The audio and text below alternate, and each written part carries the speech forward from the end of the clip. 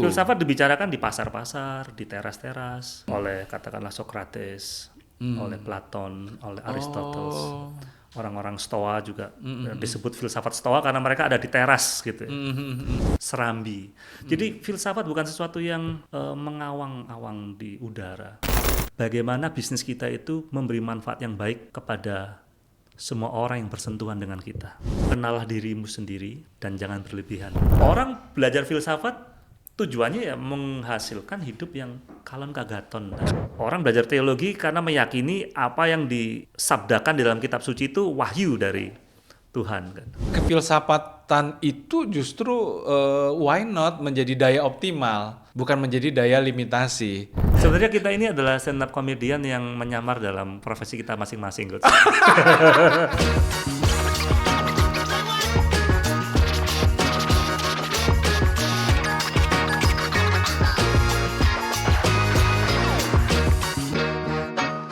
Selamat datang di Kulbis alias Kuliah Bisnis. Di Kulbis kita ngomongin bisnis secara asik dan komprehensif. Hari ini kita kedatangan tamu istimewa, my brother, Bro Dimas Anugrah, seorang penulis dan juga seorang edupreneur yang bidang pembelajarannya gado-gado banget. Pastinya beliau adalah merupakan founder dari satu komunitas keren yang bernama Circles. Ya, Bro Dimas, selamat datang, Bro. Thank you, Coach. Coach Pinpin, orang keren. Puji Tuhan. Oh, jadi semangat. Bro Dim, Circle itu apa, Bro Dim? Ya, pertama-tama saya say thanks banget untuk Coach Pinpin ya. Siap. Dan tim yang udah menyambut ya, menerima saya dengan hospitalitas. Thank you. Tentang Circles Indonesia. Ya. Circles adalah sebuah komunitas pembelajar, Coach.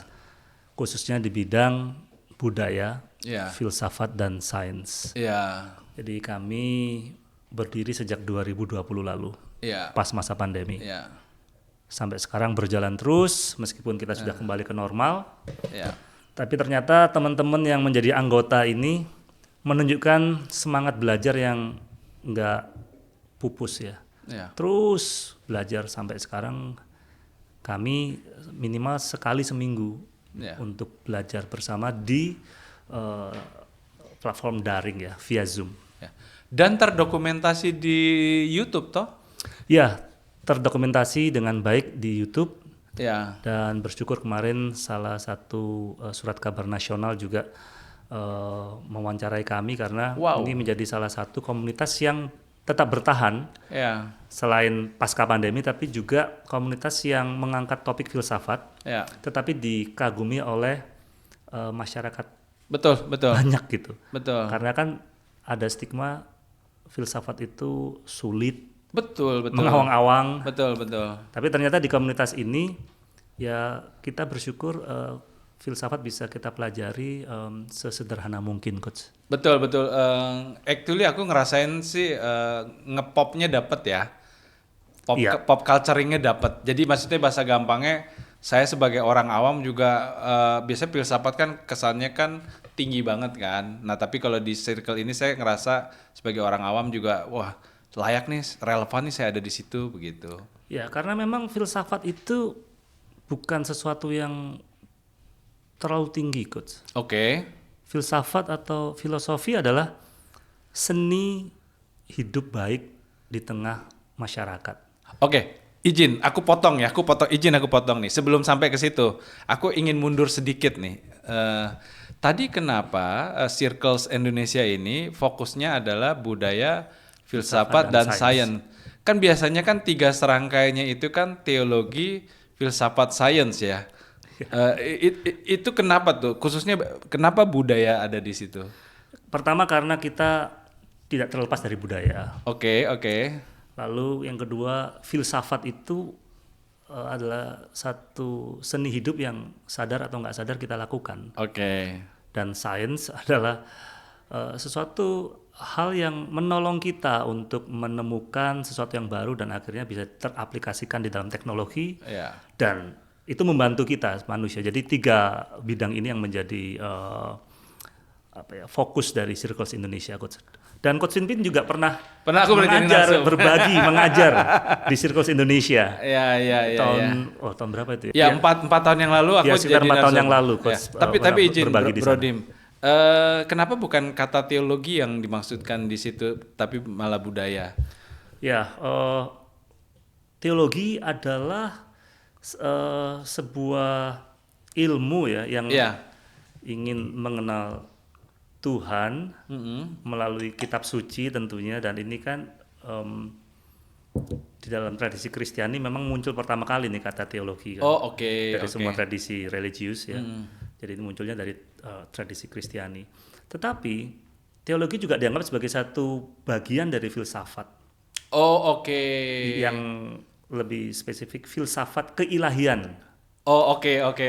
Jadi bagaimana mencari tahu, mengenal siapakah pencipta itu. Ada satu divisi atau ya bagian di dalam filsafat itu yang khusus mencari tahu, ingin mengenal siapa Tuhan ya. Filsafat keilahian.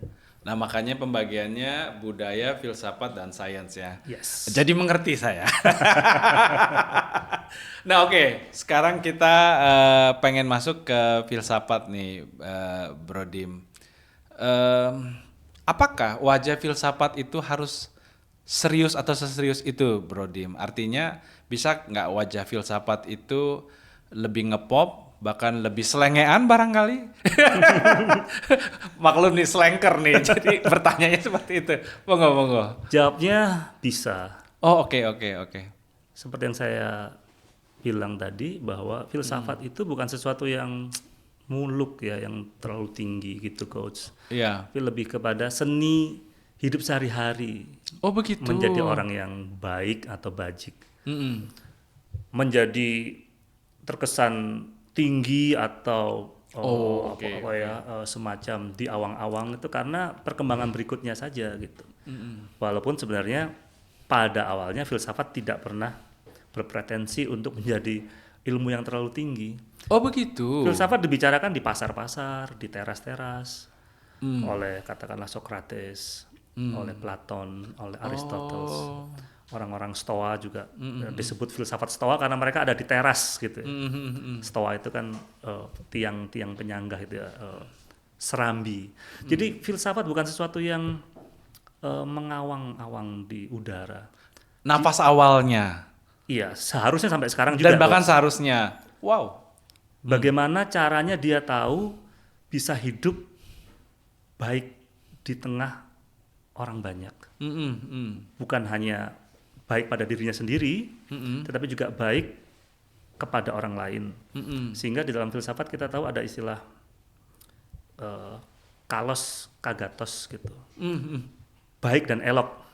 Baik dan elok. Ya, atau bajik dan elok. Jadi bagaimana orang berfilsafat sudah selayaknya dia menghasilkan satu buah, yaitu baik dan elok. Iya. Siapa yang bisa menilai baik dan elok? Bukan dirinya sendiri, tapi orang lain. Maka filsafat adalah seni hidup baik di tengah orang banyak. Makanya dia akan berpikir, kenapa aku harus melakukan ini? Kenapa ini disebut baik? Kenapa ini tidak disebut baik? Mengapa aku harus berbuat ini dan tidak berbuat itu? Mengapa harus berbuat itu dan tidak berbuat ini? Jadi mempertimbangkan apa yang harus dilakukan, inilah etika. Menjadi salah satu cabang dari filsafat. Dan kalau aku melakukan ini, apa nilai, apa makna yang bisa aku petik dari perbuatan ini? Nah, ini berbicara tentang aksiologi, satu cabang di dalam filsafat juga. Betul. Jadi saya kira filsafat tidaklah suatu ilmu yang berada di awang-awang, tetapi dia begitu dekat dengan kehidupan kita sehari-hari, Coach. Iya.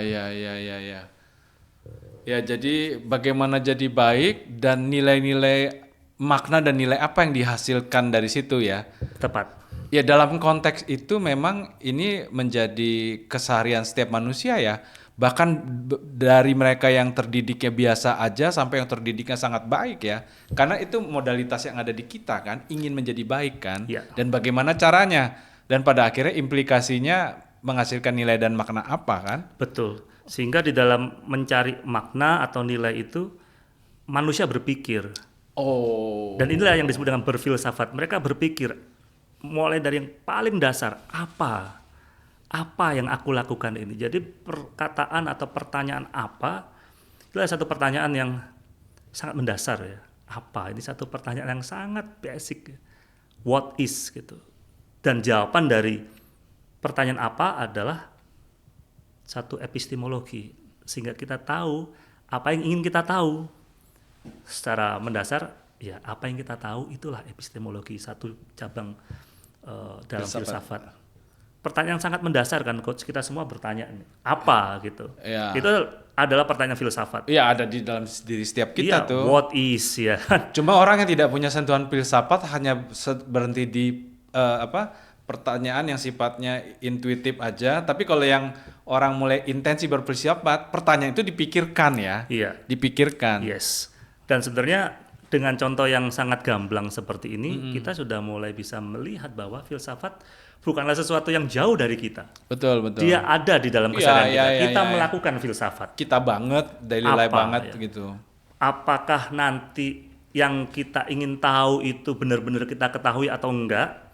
Itu urusan yang lain. Oke. Tapi kita ada usaha untuk mencari tahu apa yang sedang kita lakukan atau apa itu yang sedang kita ingin tahu. Sementara kebenaran yang ada pada jawaban yang kita mau cari tahu, sekalipun kita mungkin belum tentu bisa mengetahuinya, kebenaran yang ada secara objektif itu kita sebut dengan ontologi. Kebenaran apa adanya. Sementara apa yang kita tahu, yaitu epistemologi. Bagaimana kita tahu bahwa kita tahu. Ini adalah epistemologi. Dan kondisi atau kemampuan mencari tahu ya. Yes. Kemampuan epistemologis kita gitu. Dan sekali lagi dengan cara melihat seperti ini, saya kira kita menjadi sadar bahwa filsafat memang tidak jauh dari kita ya. Betul. Nah, makanya ini jadi prolog yang menghantar kita kayak Brody bilang tadi, nggak jauh dari kita, artinya benang merahnya kemana-mana nih dalam konteks Coolbiz itu kan. Jadi akhirnya kan misalnya kayak nasi padang, apa sih nasi padang? Nah, itu kan ontologi kan? Itu ya. Apa itu adalah pertanyaan epistemologi. Sementara yang benar-benar ada dalam nasi padang itu ontologi. Betul. Menemui nasi padang itu ternyata adalah sekumpulan nasi, ada rendangnya terdiri dari apa, ada santannya. Tingkat bumbunya ternyata santannya ada yang 60%, ada 70%. Itu adalah temuan-temuan ontologis kan. Yes, ya termasuk akhirnya kayak misalnya kita bertanya, apa itu profit kan? Yes. Ya, profit itu ternyata hasil kinerja atau hasil menindas karyawan atau margin yang dihasilkan dari apa yang kita keluarkan untuk mendapatkan satu usaha yang kita lakukan. Ya, atau margin kan secara matematis atau secara finansial begitu kan. Nah, makanya benang merahnya bisa hadir secara baik ternyata ya dengan bisnis, katakan begitu ya. Iya. Nah, oke, dalam konteks filsafat sendiri, Brodim, ini spontan aja ya. Kalau di mata Brodim sendiri sebagai pembelajar filsafat, itu dalam konteks kebisnisan, itu tema-tema apa sih yang muncul secara kuat, 2 atau 3 tema misalnya? Saya kira filsafat itu bisa diterapkan dalam semua bidang, Coach. Correct me if I'm wrong. Tetapi karena filsafat itu adalah satu operating system, bagaimana cara kita berpikir, mencari nilai, tujuan dan makna. Maka operating system ini bisa kita terapkan dalam semua bidang kehidupan, termasuk bisnis. Betul. Sehingga kalau kita mau berbisnis, kita pun bisa menggunakan operating system filsafat.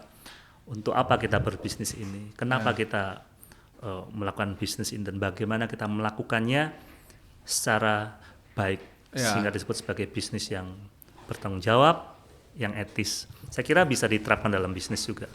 Oke, dalam konteks bisnis diskursusnya sudah seperti apa nih filsafat memandang misalnya kinerja. Ya, kinerja itu kan di situ kan parameter-parameter yang muncul misalnya kan optimalisasi, bahwa segala sesuatu harus optimal. Tetapi apakah itu dioptimalkan with any cost, sementara kan muncul kayak tren kehidupan yang baru kan, misalnya work-life balance. Nah, dialog kefilsafatan apa yang muncul, misalnya pada tema-tema kayak kita memandang kinerja begitu? Ya saya kira Coach Pimpin juga sudah mulai menyinggung tadi ya. Ya. Seperti apa bisnis yang bisa disebut Ya. baik atau balance. Ya. Dan ini sesungguhnya adalah pertanyaan-pertanyaan yang digumulkan di dalam filosofi, bukan hanya di bisnis tapi di bidang-bidang yang lain. Ya. Namun di dalam konteks bisnis saya kira filsafat juga sudah memberikan satu sumbangsih ya yang begitu besar sehingga kita mengenal yang namanya etika bisnis. Oke. Yang saya kira di dalamnya juga menyinggung mengenai bagaimana kita bekerja dengan baik dan menghasilkan result yang bagus, baik itu kita sebagai pimpinan atau pebisnis, business owner, dan bagaimana perlakuan kita kepada karyawan, termasuk kepada rekan bisnis, juga kepada pelanggan. Saya kira ini kalau dijelaskan akan semakin kompleks dan mungkin saja bisa berbeda setiap konteks, tetapi prinsipnya adalah bagaimana bisnis kita itu memberi manfaat yang baik kepada semua orang yang bersentuhan dengan kita. Betul ya, the best benefit lah ya. The best benefit. Ya. Kalau dalam bahasa filsafatnya itu elok dan baik. Oh, elok dan baik. Ya. Karena kan di satu sisi kan muncul kan ya itulah kayak misalnya kayak stoicism kan, do the best dan wait for the race gitu kan, apapun kondisi hasil yang muncul kan. Tapi di satu sisi juga kan ada kayak utilitarian gitu kan, bagaimana mendorong pemampatan terbaik. Nah gitu. Kalau perspektif Bro Dimas sendiri melihat yang seperti itu gimana tuh? Apakah memang dalam menghasilkan kinerja itu sebaiknya kita bekerja sekeras-kerasnya atau justru kita tetap dalam pegangan keseimbangan yang misalnya terwujud dalam kayak konsep work-life balance yang seperti itu. Bro Dimas ngelihatnya itu seperti apa sih, atau konteks seperti apa yang bisa muncul? Ya, saya kalau berbicara tentang bisnis, walaupun saya bukan seorang konglomerat ya. Iya. Dari pertanyaan Coach Pimpin, saya perlu melihat posisi saya sebagai apa dulu nih. Gitu. Betul. Sebagai owner atau atau employee. Employee, karena bekerja secara balance itu ya bisa dibilang sering dibicarakan di antara employee gitu ya. Betul. Yang kerja dari Monday to Saturday atau Friday dan lain sebagainya. Saya kira prinsipnya saya akan coba sederhanakan walaupun tidak mencoba oversimplified. Baik owner maupun employee, pekerja, kita perlu mengenal diri kita sendiri ya. Oh, oke. Seberapa kuat kemampuan kita dan seberapa baik kita itu bekerja atau berbisnis. Di dalam filsafat kita mengenal ada satu motto gitu. Kenalah dirimu sendiri dan jangan berlebihan. Wow. Genauti Seauton, Kai Megen Agan. Itu ada di kuil di Athena itu. Kenali dirimu sendiri dan jangan lebay gitu bahasa sekarang ya. Ya, kenali diri kita sendiri, seberapa kuat kita bekerja. Kita tahu posisi kita itu sebenarnya sebagai apa sih gitu. Dan kalau kita sudah sadar kita itu katakanlah capung gitu ya. Ya kita nggak usah berharap menjadi seperti Raja Wali yang terbang lebih tinggi. Oh, keikhlasan. Bisa dibilang seperti itu. Tentu ini bukan berarti satu ajakan untuk memadamkan cita-cita. Enggak. Itu dia. Enggak. Ya. Maka dari itu sudah lama diantisipasi oleh filsafat sejak 2500 atau 2300 tahun lalu. Ya. Kenali dirimu sendiri. Iya, iya. Jadi dengan mengenal diri sendiri itu prakteknya merenungkan siapakah dia gitu, siapa diriku.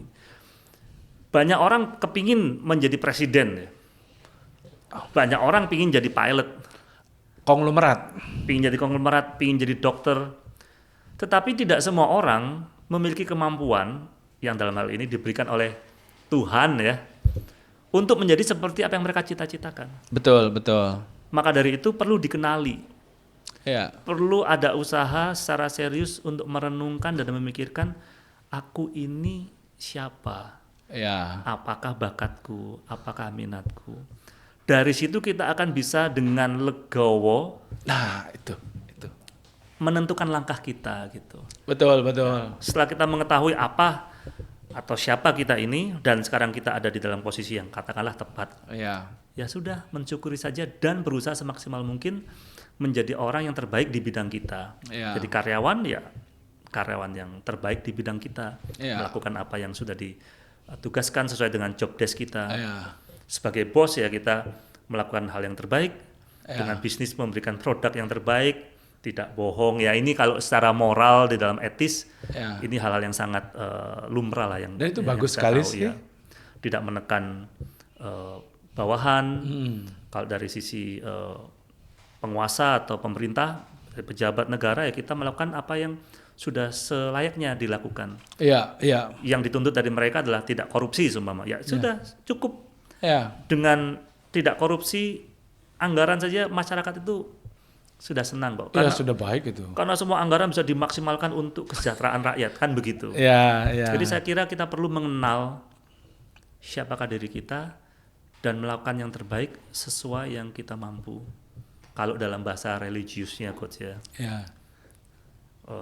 Lakukanlah sesuatu atau pekerjaan itu seperti kamu melakukannya untuk Tuhan. Iya, iya. Itu kan terlalu masif, terlalu agung ya kata-kata itu ya. Tapi perlu untuk diikhtiarkan, kita coba untuk lakukan. Dalam konteks berpikir filosofis ya, seadanya atau semaksimalnya itu perlu hadir secara dikotomis nggak sih? Artinya gini, ketika orang berpikir dalam paradigma semaksimalnya, implikasinya dia akan bekerja sangat keras dan rela membayar bagaimanapun harganya. Tetapi memang ketika dalam konteks berpikir seadanya, memang bisa ada implikasi positif yang akan dibilang, oke, saya di level rasa cukup ini.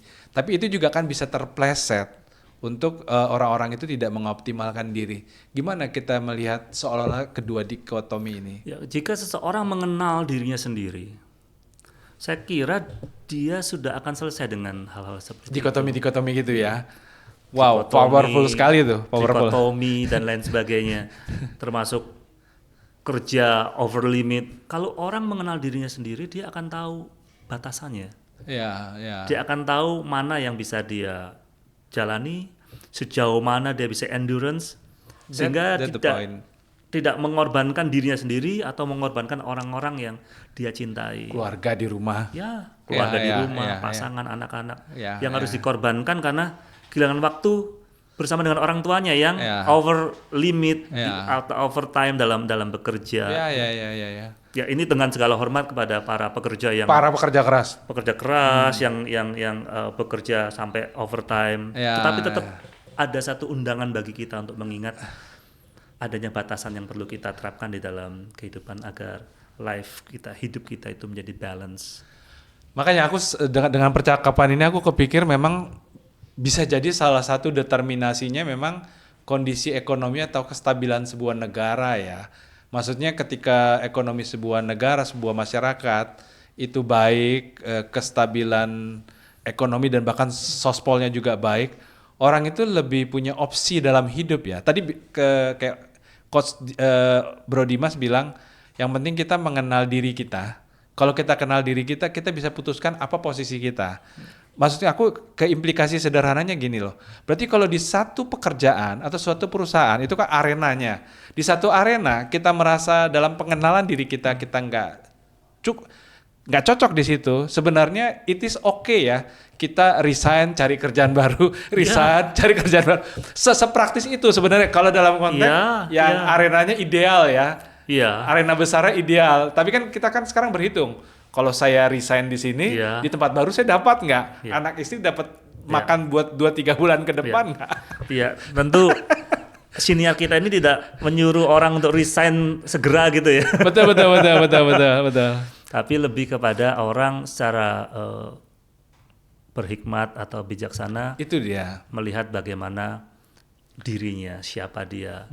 Jadi kalau toh dalam kasus yang khusus gitu tentang mau resign atau apa, itu semua kembali kepada konteks kehidupan masing-masing ya Coach. Betul. Yang jelas ketika dalam masalah, ya tipsnya jangan terlalu cepat mengambil keputusan supaya nggak terjadi masalah yang baru gitu. Jadi another case ya. Saya kira seperti itu Coach.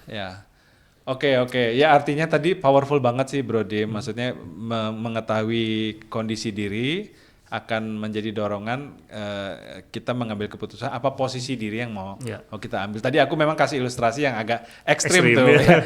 Tapi Coach betul. Resign and find the new job. Tapi Coach betul. Kalau tergantung dengan negara kan ya. Kalau negaranya betul. memberikan satu sistem bisnis atau pekerjaan yang stabil, baik. Ya masyarakatnya juga stabil, juga baik, seperti katakanlah Jerman atau Belanda yang begitu nikmat ya para pekerja atau warga negara di sana gitu. Katakanlah orang yang nggak bekerja pun, katakanlah di Belanda mereka tetap mendapatkan tunjangan dari pemerintah selama mereka nggak melakukan tindakan kriminal atau menjadi pecandu narkoba katakan gitu ya. Mereka itu sangat baik ya hidup karena ekosistem dari kesejahteraan atau dalam kehidupan pekerja di sana itu sudah sangat mapan gitu. Betul. Ya artinya di negara-negara yang stabil tanda petik itu semua bidang dan level pekerjaan bisa dilakukan dalam level aktualisasi diri. Bisa dibilang begitu. Bukan negara miskin atau negara yang menengah bekerja hanya akhirnya tercapai pada level kadang-kadang memaksa diri. Iya kan? Itu bayangan idealnya lah. Ya, saya kira tepat ya Coach Pinpin mengatakan itu karena betul. Gimana pun juga negara itu sangat berperan di dalam ekosistem bisnis atau usaha atau kesejahteraan bagi warganya. Iya. Jadi katakanlah di negara-negara tertentu yang tidak boleh itu orang bekerja katakanlah di bawah 14 atau 15 euro. Iya. Dan mereka kalau sampai mendapatkan upah seperti itu nanti employer-nya bisa mendapatkan teguran atau sanksi dari negara gitu. Sehingga gap pendapatan dari warga negara itu enggak yang sangat timpang seperti di Indonesia katakanlah Dari yang susah makan sampai yang makannya berkelimpahan itu campur. Katakanlah di Jakarta seperti sekarang ini. Kita bisa melihat bagaimana gedung pencakar langit banyak tetapi orang yang kesulitan digubuk derita. Iya, yang kesulitan mencari rumah pun juga begitu banyak di kota yang sama, bahkan mungkin di area yang sama gitu.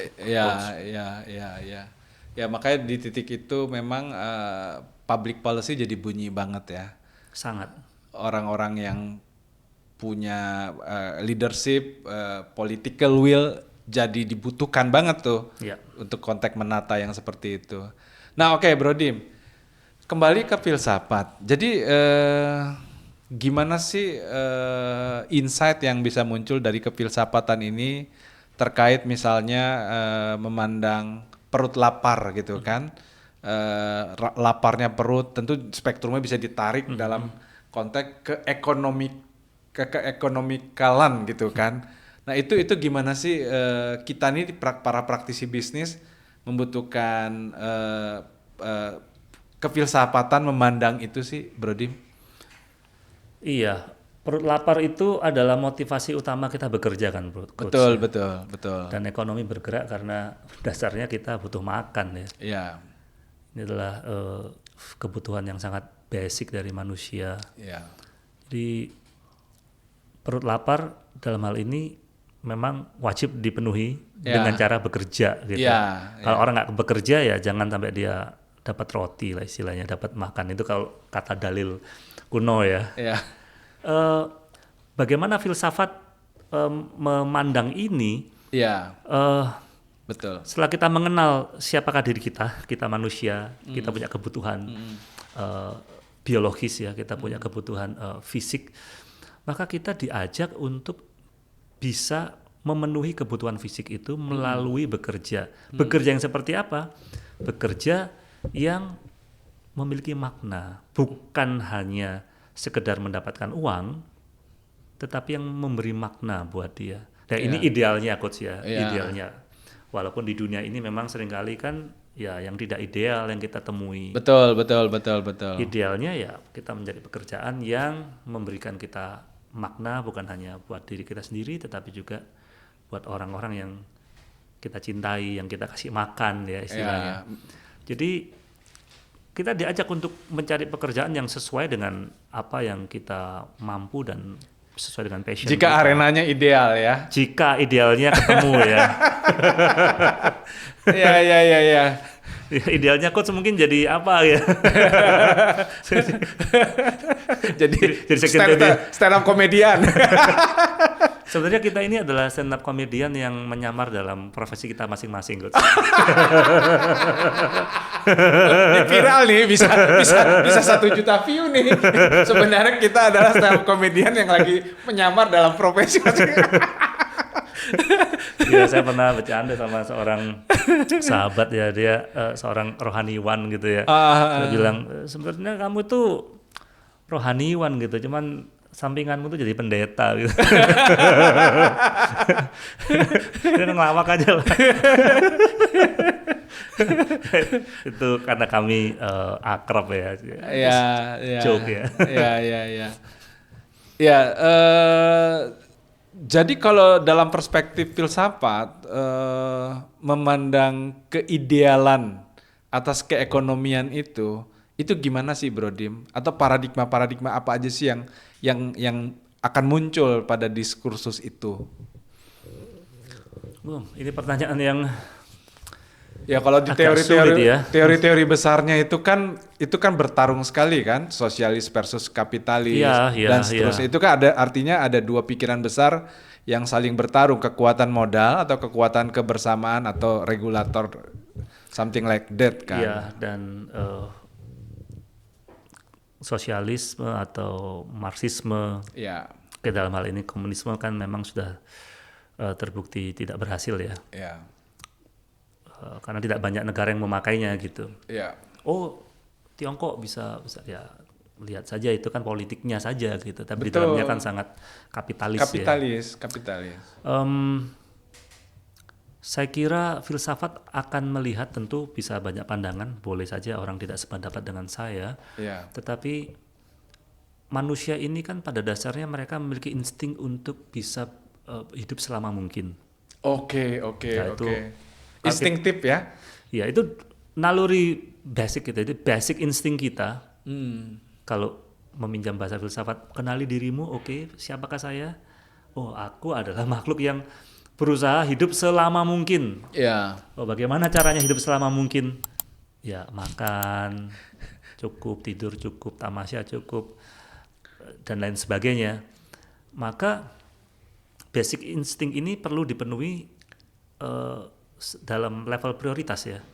Dan filsafat akan memberikan kita tuntunan bagaimana kita memenuhi kebutuhan perut lapar dan semua kebutuhan tadi secara elok dan bajik.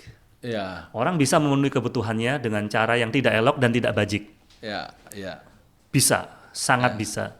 Tetapi filsafat menuntun kita untuk memenuhi kebutuhan perut lapar dan lain sebagainya itu secara elok dan bajik.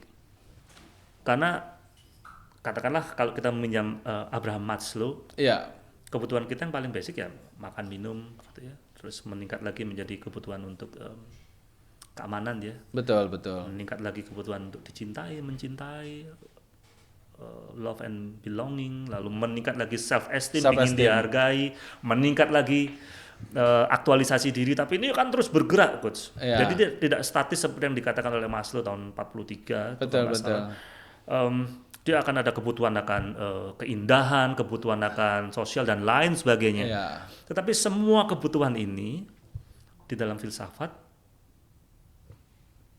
perlu dipenuhi dengan cara yang bajik, elok dan bajik. Kalos kagatos atau kalon kagaton. Iya, iya. Jadi saya kira itu yang menjadi prinsip dasar ya Coach. Iya.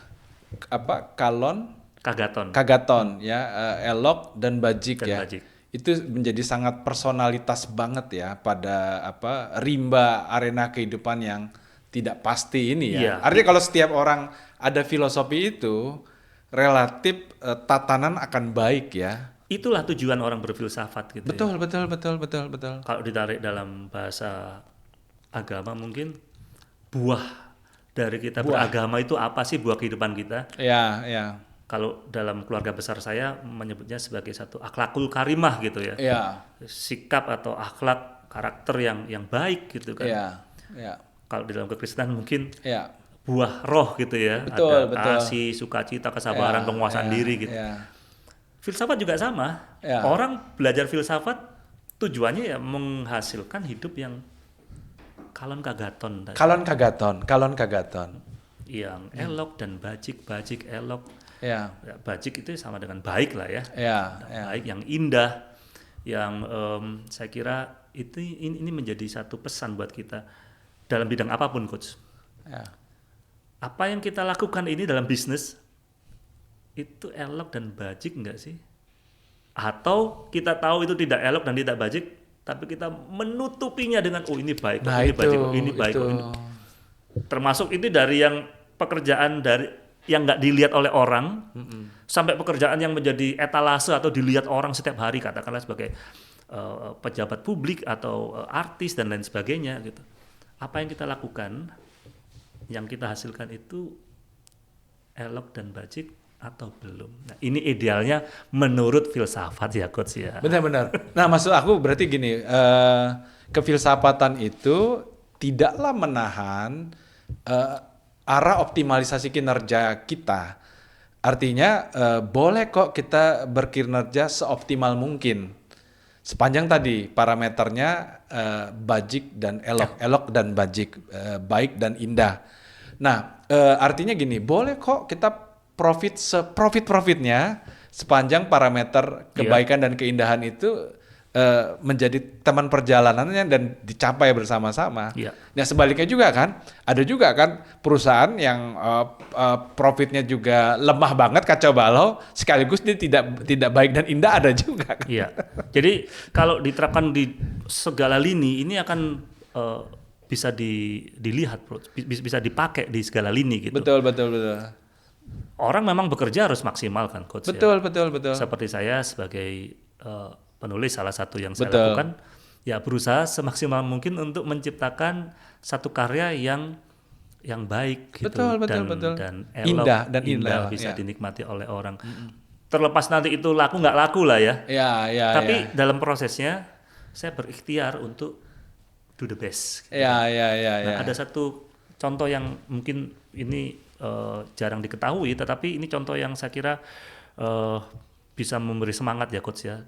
Dulu orang-orang Prancis yang terusir ya karena ada satu dinamika di dalam religiositas di Prancis gitu pada abad pertengahan gitu, abad 16 atau abad 17. Orang-orang ini ada orang-orang dari tradisi tertentu Protestan. Oke. Iya. Mereka terusir. Nah, orang-orang ini disebut orang-orang Huguenot ya. Ada yang ke Afrika Selatan. Banyak dari mereka yang ke Swiss dan lain sebagainya. Dan ada di antara mereka itu yang membuat jam, arloji. Dengan mereka bekerja semaksimal mungkin untuk menghasilkan arloji yang terbaik. Kita tahu sekarang banyak arloji dari Swiss yang betul sangat bagus kualitasnya, mungkin terbaik yang bisa diciptakan oleh manusia di muka bumi ini. Dan itu semua dihasilkan dari satu semangat untuk melakukan yang terbaik. Betul. Bukan hanya untuk pelanggan, tetapi di dalam pikiran mereka ingin melakukannya untuk Tuhan gitu. Jadi membuat arloji yang begitu detail, begitu bagus ya, begitu precise.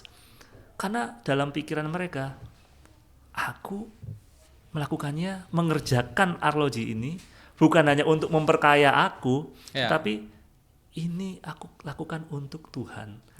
Demikian sejarah yang pernah saya pelajari.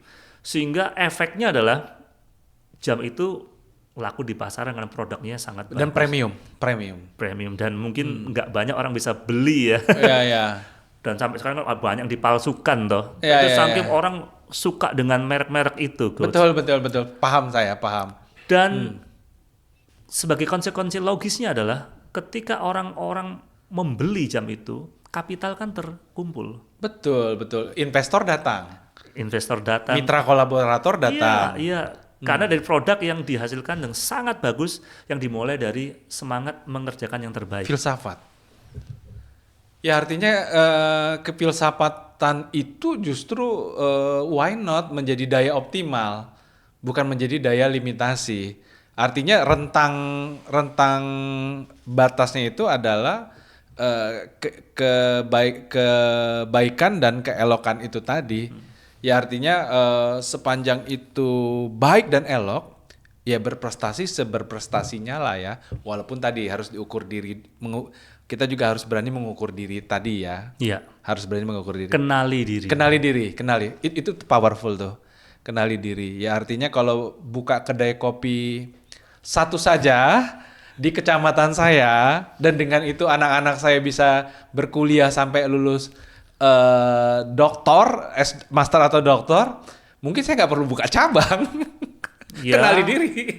Kalau memang mampunya satu, why not? Iya. Saya tahu ada satu restoran di Jakarta Selatan yang dari dulu ya udah restorannya itu aja, Coach. Dia nggak buka lantai 2. Dan dia lebih memilih ada orang atau calon pelanggan tuh yang menunggu di luar ngantri daripada dia memperbesar kapasitas dari gedung atau resto tempat dia itu operasi. Dan sukses. Ya, daily life-nya tercover, kebutuhan anak-anak sekolah dan kebutuhan masa depan tercover. Manajemen bonsai ya, dia tetap membuat bisnisnya itu seperti bonsai indah. Ya udah sengaja. Wow. Iya, kita kan UMKM kita ada 65 juta, Bro Dim. Oke. Makanya kalau kita salah paradigma, salah mindset, didorong-dorong nih, terjadi hyper competition tuh. Kompetisi yang sangat tinggi, sangat aktif, ujungnya apa? Saling mengeliminasi pastinya. Ya, patut disayangkan ya kalau sampai tidak menjadi komunitas atau komunitas bisnis yang saling mendukung seharusnya kan. Saling eliminasi saya kira ya prihatin ya. Ya. Saling mengeliminasi kan udah di ujung ya. Tapi di hulunya nih para pemberdaya, para pembuat kebijakan, nah itu kan perlu berhitung di situ. Memberdayakan si 65 juta pelaku usaha ini atau sekitar 3 jutaan lah pelaku usaha kecil. Secara mikro memang kembali lagi kalau kita mengenal diri kita, Coach. Nah. Sekalipun dia punya keinginan ya untuk membuka banyak gerai atau bisnis atau franchise ya waralaba dan lain sebagainya, dia akan melihat bahwa oke, aku cukup dengan 1 atau 2 cabang. Saya kenal baik dengan seorang yang baru membuka bisnis tahun 2021, Coach. Iya. Dari kebangkrutan dalam tanda kutip ya. Yang hampir tidak punya apa-apa, dikejar-kejar debt collector. Oke. Tetapi 2021 dia bangkit dengan bisnis kuliner. Nggak langsung buka yang gede-gede, Coach. Buka secara sederhana di pinggir jalan. Oke. Orang beli 1, 2, 3, 4, dan ternyata dalam 1 hari habis. Besok buka habis. Wow. Dan dalam waktu 2021 itu nggak sampai setahun dia sudah terlalu banyak memiliki pelanggan sehingga harus buka lagi. Oh. Dia tahu bahwa buka satu cabang. Kesadaran ya. Sebenarnya bisa orang dalam konteks seperti kondisi seperti kawan saya ini, sahabat saya, wah buka mumpung nih. Iya. Habis terus kok setiap malam. Enggak, dia tetap 2 dulu. Ya, baik baru buka di Jakarta. Ya. Buka di Bali. Ya udah itu. Tapi kalau mengikuti keinginan mungkin. Bisa saja bikin 100 gerai se-Indonesia. Mungkin aja dia mau. Karena di piloting di 1 gerai ini super luar biasa. Atau dia buka seminar-seminar kemana-mana gitu ya. Bisnis yang dia punya 1001 macam alasan yang sah untuk memberikan seminar bisnis yang berhasil. Tapi dia tidak melakukan itu, dia fokus di bisnis dan mengembangkan bisnisnya itu enggak yang model-model macam-macam. Ya udah kulinernya itu aja. Sesederhana itu ya. Wow, berkat Tuhan mengalir. Ya, dalam bahasa agamanya berkat Tuhan ya. Ya, artinya kalau orang-orang seikhlas itu, orang-orang sebaik dan dalam paradigma baik dan elok ini berjalan, ya artinya memang paralel hadir keberkatan dari Tuhan itu. He knows himself, dia tahu siapa dirinya. Ya. Jadi dalam satu contoh lain katakanlah ya. Dulu almarhum Pak Ciputra. Kalau nggak salah ya dalam satu acara yang diselenggarakan oleh bank besar gitu mengatakan, "Hai anak-anak muda, meskipun saya masih muda, waktu itu saya lebih muda lagi." Saya dengar beliau kalau mendapatkan kesempatan pinjaman, dapat utang, dapat dari bank itu, oke, kamu boleh utang gitu ya. Katakanlah kamu hanya mampu mengelola 10 juta atau 10 juta, jangan kelola 1 miliar, kamu nggak bisa. Walaupun bank kasih kamu kemampuan untuk sampai 10 kali lipat dari apa yang bisa kamu kelola. Kelolalah atau utang sesuai dengan apa yang bisa kamu kelola. Jadi utang pun ada ilmunya. Wow, utang pun ada ilmunya dan itu mungkin jarang dibahas. Tapi dalam hal ini Pak Ci itu mengajarkan kenali diri kamu gitu. Kamu mampunya mengelola 10 juta atau 100 juta ya jangan tiba-tiba langsung 100 kali lipat di atas kemampuanmu. Akhirnya apa? Banyak bisnis kolaps karena pelakunya tidak mengenal siapa dirinya, nggak bisa ngukur siapa dirinya. Yang dia tahu hanyalah, orang lain bisa, aku juga bisa. Ya orang lain punya kapasitas yang berbeda dengan kita. Belum tentu kita sama dengan orang lain kan. Ini aku udah kesekian kali mendengar kata kenali dirimu pada percakapan kita ini dan barusan itu bikin aku terhenyak sih.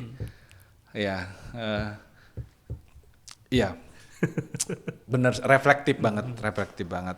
Jadi memang pertama kenali diri, kedua berjalanlah dalam kebaikan dan keelokan ya. Bro Dim, aku tadi diberkati dengan cerita terkait bagaimana membuat kalau nggak salah jam tangan atau arloji yang kita kenal saat ini terbaik, dilandasi oleh rasa spiritualitas untuk mengasihi Tuhan, do the best di dalam Tuhan begitu. Nah, aku pengen agak naik ke hulu dalam artian gini. Sebenarnya kalau untuk dialog antara filsafat dan teologi itu, ya bahkan mungkin dengan Christianity teologi, itu dialog yang hadir seperti apa sih, Bro Dim? Ya, dialognya itu hate and love gitu ya, benci dan cinta jadi satu gitu. Tapi kalau saya melihatnya itu, ya itu dialog penuh dengan cinta sebenarnya ya. Oh begitu. Karena tanpa filosofi, teologi juga tidak bisa beroperasi menurut saya. Sekali lagi mohon koreksi kalau saya keliru. Dalam pengamatan saya yang masih pendek, teologi bisa beroperasi lebih baik, lebih fleksibel kalau dioperasikan dengan filsafat yang solid juga. Di dalam teologi itu kita berbasiskan wahyu ya, yang tertulis di dalam kitab suci, katakanlah dalam tradisi Kristiani.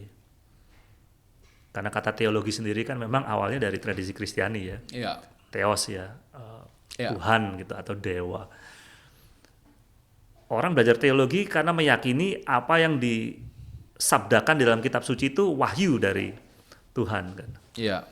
Sementara filsafat itu adalah satu seni yang bermula dari apa yang dipikirkan oleh sang filsuf atau pemikir itu sendiri. Dan di dalam kemampuan berpikir ini dia memberi ruang untuk hal-hal lain yang mungkin saja terlewat oleh pemikiran si pemikir atau filsuf. Sehingga ketika seseorang belajar filsafat dan teologi, dia akan memiliki kelenturan di dalam mempelajari teologi ini. Karena dia tahu ada ruang-ruang yang mungkin tidak bisa terisi oleh apa yang dia pelajari gitu. Dan di dalam pelajaran secara sinergis filsafat dan teologi, menurut saya itu akan memberikan ruang bagi perbedaan orang yang tidak sependapat. Ketika orang sudah merasa teologinya atau dalam hal ini penafsirannya akan kitab suci itu yang terbaik dan tidak memberi ruang bagi orang lain, maka dia akan menjadi seorang yang merasa diri paling benar ya.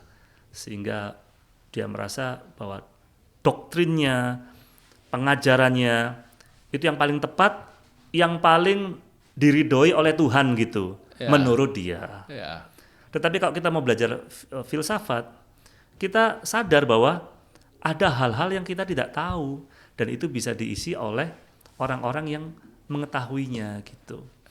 Ya, secara teknis mungkin sekalipun kita meyakini bahwa teologi kita adalah yang paling baik, paling solid, paling sehat, itu bagus. Tetapi tetap berikan ruang hospitalitas kepada orang-orang yang tidak sependapat dengan kita. Sehingga kita tidak harus mencaci maki mereka yang tidak sependapat dengan kita. Kita perlu belajar hospitable gitu. Teologi dengan tersenyum ya. Bukan untuk mengkompromikan apa yang kita yakini, tetapi bagaimana teologi itu bisa kita tunjukkan melalui hospitalitas kita, keramahan kita kepada orang-orang yang mungkin nggak sependapat dengan kita. Kalau yang sependapat kan gampang-gampang aja tuh, coach. Tapi kalau yang nggak sependapat, kita tuh cenderung untuk tidak suka dengan orang yang nggak sependapat. Loh, kita ini nggak bisa memaksa orang sepemikiran dengan kita, nggak bisa. Mereka punya pemikiran yang lain, ya kita perlu hargai. Kita perlu untuk agree to disagree mungkin. Tanpa harus kita menciptakan konflik, apalagi saling menyakiti. Dialog yang manis ya dari yang Bro Dimas potret barusan ya, antara eksistensi teologi dan filsafat ya, sebenarnya saling mengisi ya. Nah, kalau dalam konteks keekonomian itu sendiri, ini terjadi perbedaan pandangan nggak sih dari kefilsafatan dan ke teologi, mungkin khususnya teologi Kristiani dalam memandang keekonomian ini, Bro Dim? Perekonomian yang seperti apa, Coach? Keekonomian ya, dari kebutuhan kita untuk makan, melakukan bisnis, profesionalitas. Itu dari perspektif filsafat dan perspektif teologi, mereka itu sebenarnya saling dialog secara manis atau kontras, punya paradigma yang mengkutub, satu ke kiri, satu ke kanan. Saya kira nggak ada masalah ya, bisa melegitimasi atau memfasilitasi kebutuhan ekonomi, kebutuhan fisik manusia secara bersamaan gitu. Jadi tidak ada larangan khusus dari filsafat atau larangan khusus dari teologi untuk manusia melakukan sesuatu sepanjang itu elok dan bajik ya, Coach. Elok dan bajik ya. Nah, aku pengen pointing di elok dan bajik itu. Kan ada dimensi elok, ada dimensi bajik, atau kalau bahasa lainnya ada dimensi baik, ada dimensi indah kan. Nah, satu dimensi lagi kemana tuh, Bro Dim? Yaitu namanya dimensi benar. Dari tadi kita bercakap kan, kita banyak menyentuh di dua dimensi itu kan, baik dan indah tadi kan. Atau memang karena itu ranahnya ontologis banget kali ya? Karena benar itu menjadi sesuatu yang sangat dalam ya. Kalau dalam tradisi teologis itu benar bukan apa yang benar ya, tapi siapa. Benar bukanlah apa, tapi siapa. Ya, kalau di dalam tradisi teologis ya. Tradisi teologis. Dalam kekristenan benar, sang kebenaran adalah Yesus Kristus ya. Sebenarnya dalam filsafat benar itu apa sih? Gitu. Kebenaran itu apa? Apa adanya? Apakah itu kebenaran bersifat koheren, korespondensi dan lain sebagainya. Tapi ketika kita mengatakan benar, ini akan menjadi sebuah ruang untuk kita mengambil banyak perspektif. Betul. Tetapi sebagai seorang beragama, saya kira kebenaran itu adalah apa yang dikatakan oleh Tuhan. Sekali lagi ini kalau berbicara dari tradisi Kristiani atau religius ya. Jadi mohon maaf nih, Coach, kalau saya harus menyinggung secara teknis gitu. Tapi apa yang saya percayai, meskipun tidak harus audiens mengikuti apa yang saya percaya ya. Ini kan saya percaya sangat personal ya. Iya. Apa yang saya percaya adalah kebenaran itu datang bukan dari manusia yang men-setting atau menentukan ini benar. Iya. Tapi dari atas atau dari Tuhan yang menentukan ini yang benar. Iya. Yang benar itu apa? Ya secara sederhana ya mengikuti kehendak Tuhan. Yeah. Dari mana kita tahu ini kehendak Tuhan? Ya kitab suci adalah kehendak Tuhan yang berisi keinginan-keinginan Tuhan. Gitu. Adalah surat cinta Tuhan. Sehingga kalau kita punya kekasih menerima surat, kita tahu apa sih yang dia mau gitu kan ya. Coach kan sudah lebih jauh pengalaman dari saya tentang percintaan, tetapi saya kira anakku udah 2 sih. Nah, ilustrasi ini menjadi tepat ya. Surat cinta itu membuat kita tahu apa yang dipikirkan oleh kekasih kita kan. Saya kira juga begitu tentang kebenaran ya. Bagaimana kita tahu kebenaran? Ya fondasinya adalah kitab suci atau sabda Tuhan. Saya kira itu, Coach. Oke, Bro Dim, ini sangat menarik ya. Kalau kita di Coolbiz memang menyediakan ruang bagi berbagai suara baik ya. It is okay kita memotret Kristus pada konteks Coolbiz ini gitu. Nah, Kristus itu kan dalam perspektif kan Christianity theologis kan. Nah, Bro Dim sendiri sudah memotret, mengkaji, menggali nggak tentang perspektif Kristus dalam keekonomian atau kebisnisan, Bro? Perspektif Kristiani maksudnya ya? Perspektif Yesus Kristus atau Kristiani. Ya, saya kira apa yang tertulis di Perjanjian Baru ya, Coach. Sorry aku potong. Aku sendiri sempat terbersit satu tema yang nggak tahu nanti akan kulakukan atau memungkinkan dilakukan tidak, yaitu Kristonomik. Oh. Jadi teringat nih ketika bercakap dengan Bro. Sorry aku potong, mohon maaf. Itu ide yang bagus sekali, Coach. Tapi itu tema besar ya. Karena dikotomis di lapangan. Secara praktis pragmatis ada kesan ya udahlah kalau mengenal Kristus makin senyaplah dalam keekonomian, semakin sunyi, semakin. Nah sementara kan mungkin nggak muncul premis baru. Why not? Kalau kita semakin mengenal Kristus, kita semakin bergelora dalam ekonomi. Sepanjang dalam parameter baik dan indah tadi. Dan juga bermanfaat terbaik buat orang lain. Nah ini kan diskursusnya. Dua hal yang saya akan respons, Coach. Pertama, kalau menggunakan kata Christonomics itu perlu pendarasan dan pendasaran yang begitu solid dan kokoh. Tentang kristologi. Karena kekristenan itu sangat bergantung pada figur ini gitu, figur Yesus Kristus. Nggak bisa sembarangan. Ya, sehingga kalau mau mengawinkan menjadi Christonomics, ekonomi yang berdasarkan semangat eksistensi dan perspektif Kristus ya itu perlu satu solid dan kokoh. Penafsiran yang solid dan kokoh, dan juga tentunya kecintaan kepada Dia ya. Yang kokoh, solid dan kokoh. Lalu yang kedua, Yesus itu juga seorang pekerja sih sebelum menjadi guru, jadi orang yang terkenal selama 3 tahun setengah terakhir hidupnya ya. Betul. Kalau secara tradisi Yudaism, dia ikut bapaknya sih. Jadi tukang kayu. He was a carpenter, dia bekerja dengan baik gitu ya. Ya dia mengikuti ajaran tradisi komunitas Yahudi pada waktu itu ya. Dia tukang kayu dan Yesus tidak akan pernah melawan bisnis gitu ya. Jadi apa yang Coach sampaikan ini adalah sesuatu yang bisa saja dilakukan. Tapi prasyaratnya tadi cinta kokoh, fundamen kokoh. Ya karena begitu menggunakan nama itu, beban yang berat itu ada di pundak kita yang mau mengangkat topik itu, Coach.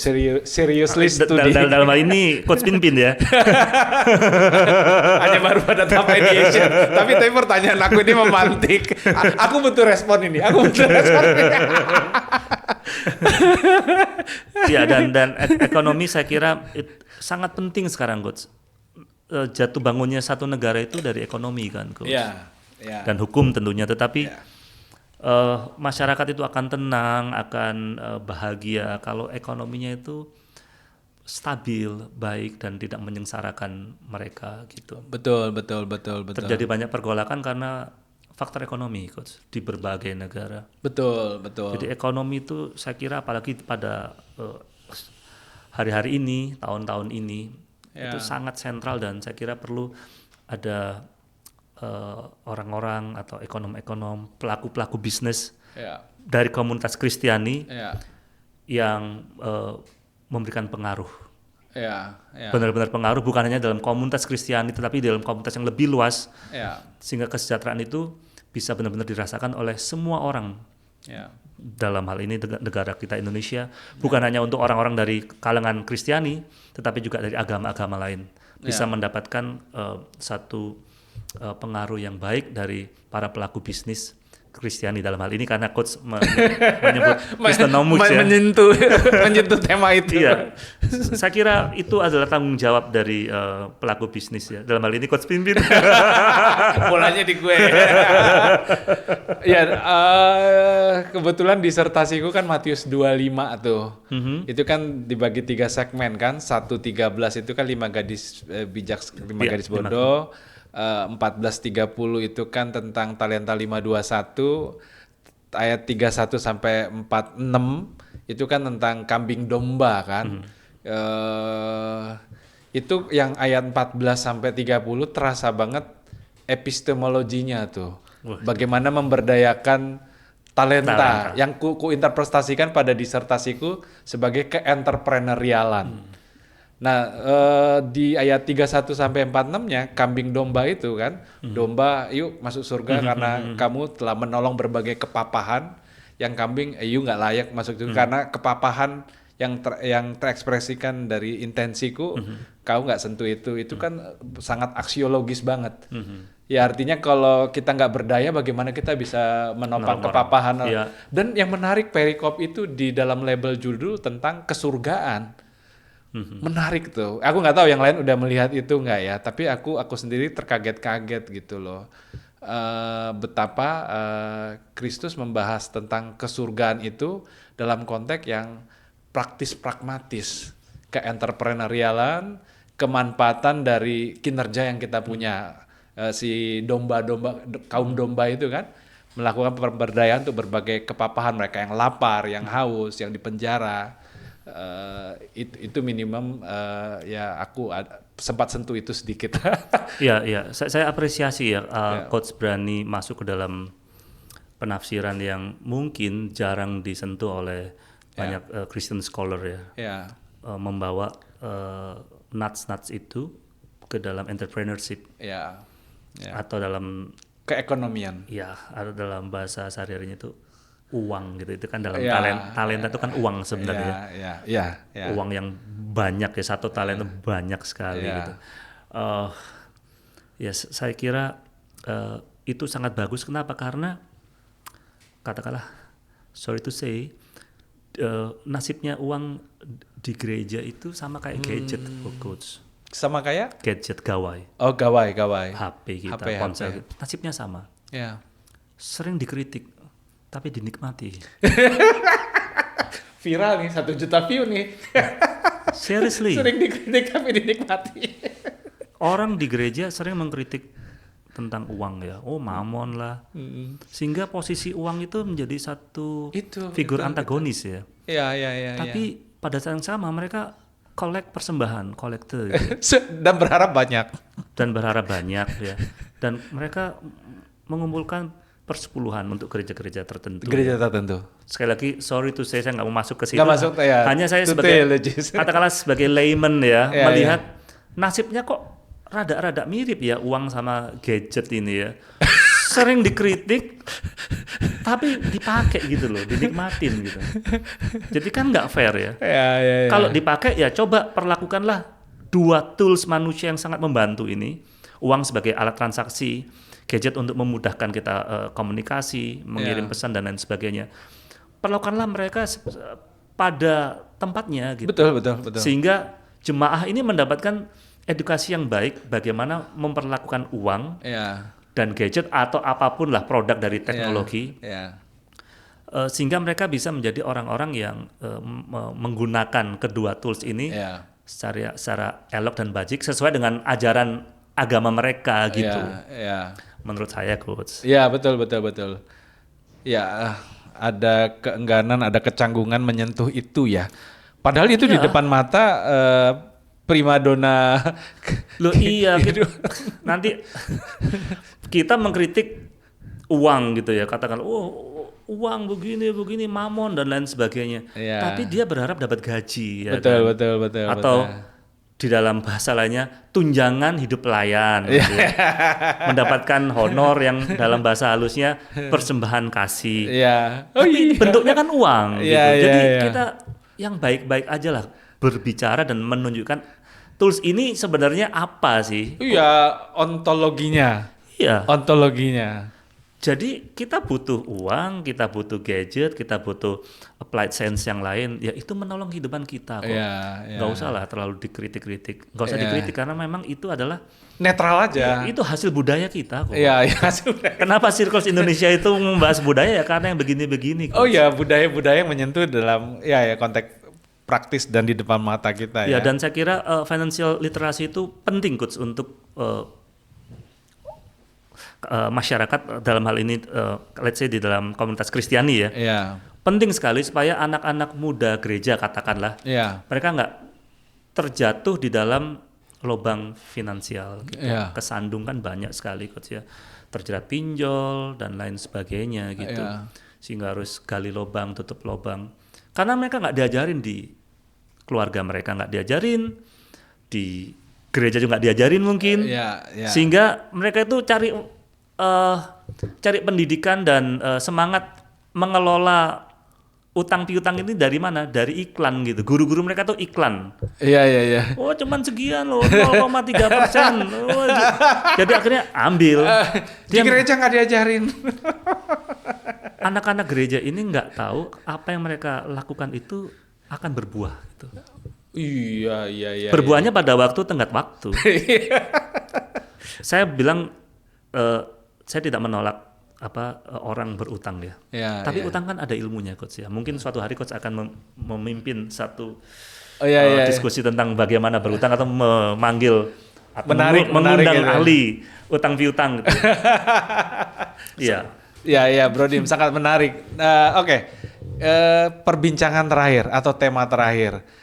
Nah, jadi bicara ini tersambung semua nih. Jadi berbicara keekonomian kaitan dengan hierarki Maslow kan, sebagai katakanlah salah satu bentuk motivasi lah gitu kan.